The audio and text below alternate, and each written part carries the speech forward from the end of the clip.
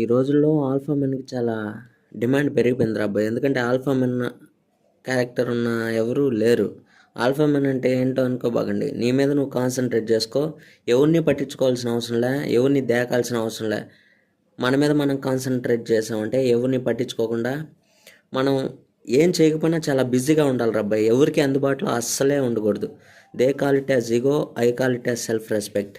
They call it as attitude, I call it as standards.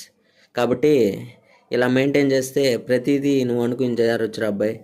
మనం ఎవరు జీవితం మీద ఆధారపడకూడదురా.